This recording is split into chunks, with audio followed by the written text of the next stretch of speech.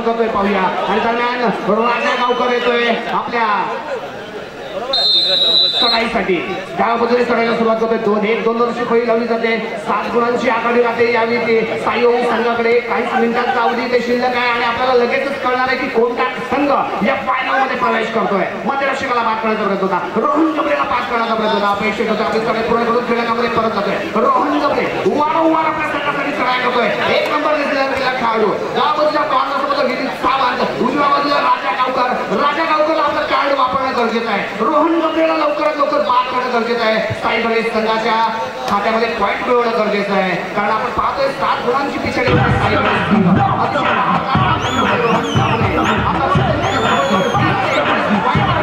संघ मिळवले आणि पंच संघ यांनी 4 मिनिटं जाहीर केले. शेवटची 4 मिनिटं शिल्लक आहेत आणि या 4 मिनिटातच पहिला सेमी फायनल विजेता आपल्याला कळणार आहे.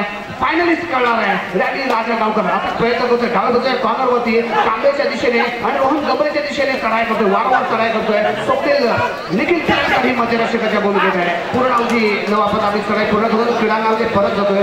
बोनससाठी केलेला प्रयत्न होता. अपयशी ठरतोय. पुन्हा एकदा रोहन गबरे बार रोहन गबरे इस मैदान पे प्रवेश कर रहा है. लगातार अपने टीम के लिए रेड कर रही है रोहन गबरे. महाराष्ट्र प्रीमियर लीग मध्ये खेळणारा हा खेळाडू आहे. एक असं सिंगल फील्ड लावली जाते या चढाईपटूला बाद करण्यासाठी. विनीत सावंत डाव्या बाजूच्या कॉर्नर सांभाळतोय. उजव्या बाजूला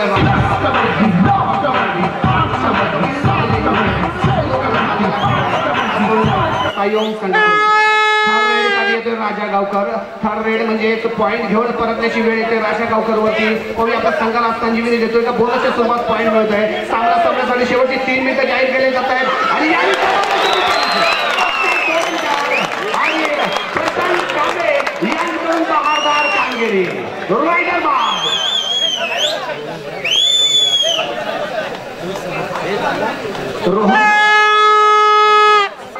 रोहन गबरे. थर्ड रेड तिसरी रेड आहे. बलवान असा चढाईपटू आहे. सुपर टॅकलची संधी आता यावेळी आव्हान थोडंसं कठीण करून आणि आपण शक्तिशाली आहोत. आपण बेस्ट रायडर आहोत हे इथे वारंवार दाखवलं जातं. खेळांमध्ये परत जातोय. 30-19 गुणांची आघाडी जाते. पराग फिरंकर येतोय. 2-1 वर्षी पहिली लावली जाते. चांगलं पद्धतीने येत आहे. जलद गतीने रनिंग टेस्ट मध्ये पॉईंट मिळवण्याचा प्रयत्न होता. प्रत्येक पॉईंट महत्वाचा असणार आहे. 2-1 वर्षी पहिली लावली जाते. पराग फिरंकर आता प्रयत्न करतो. खोलवरती चढाई करतो. एक पॉईंट संयम संघाकडे. रोहन गबरे रोहन गबरे यांनी बहादर कामगिरी केली तर अजिंक्य कुंदूर यांकडून 1000 रुपयाचं बक्षीस जाहीर होते. सामना संपण्यासाठी शेवटची 2 मिनिटं जाहीर केली जात आहेत आणि रोहन गबरे यांनी मात्र शांतपणे चढाई करतोय. गेम प्लॅन तयार केला जातोय. आपला पुरेपूर अवधी वापरला जातोय वेळेचा जेणेकरून सामना अंतिम टप्प्यामध्ये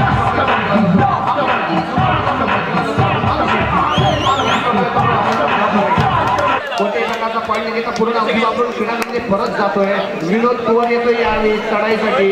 2-1 वर्षी पहिली लावली जाते आणि काहीच मिनिटांमध्ये आपल्याला पहिला फायनलिस्ट इथे कळणार आहे. विनोद कुवर यावेळी मात्र डिफेन्स घेतोय. कोणताही धोका स्वीकारत नाही.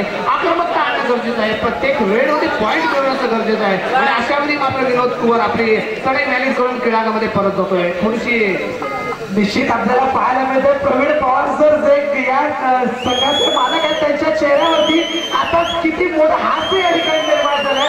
स्वतः मैदानामध्ये जाण्याच्या तयारीमध्ये आपल्याला दिसत आहे. सर्व प्रेक्षकांना हात दाखवण्यात उत्साह. निश्चित रोहन गबरे सारखा त्यांच्याकडे एक महत्वपूर्ण मोहरा होता आणि मला वाटतं या सामन्यामध्ये रोहन गबरे आतापर्यंत या सामन्यामध्ये तब्बल 19 गुण एका सामन्यामध्ये मिळवले. एका सामन्यामध्ये 19 गुण मिळवण्याचा एक विक्रम या ठिकाणी नोंदवला आहे. रोहन गबरे यांना यावेळेला मात्र अजिंक्य धुतूर यांचं जे बक्षीस या ठिकाणी आलं होतं 1000 रुपयाचं त्या 1000 रुपयाचं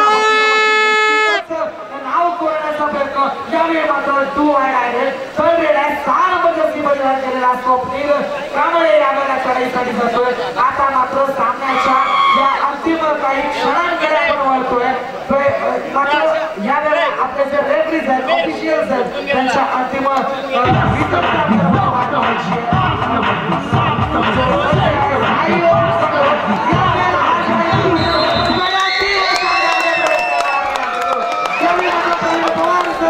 अतिशय खुश आपल्याला पाहायला मिळतात. या स्पर्धेच्या अंतिम सामन्यामध्ये जाणारा हा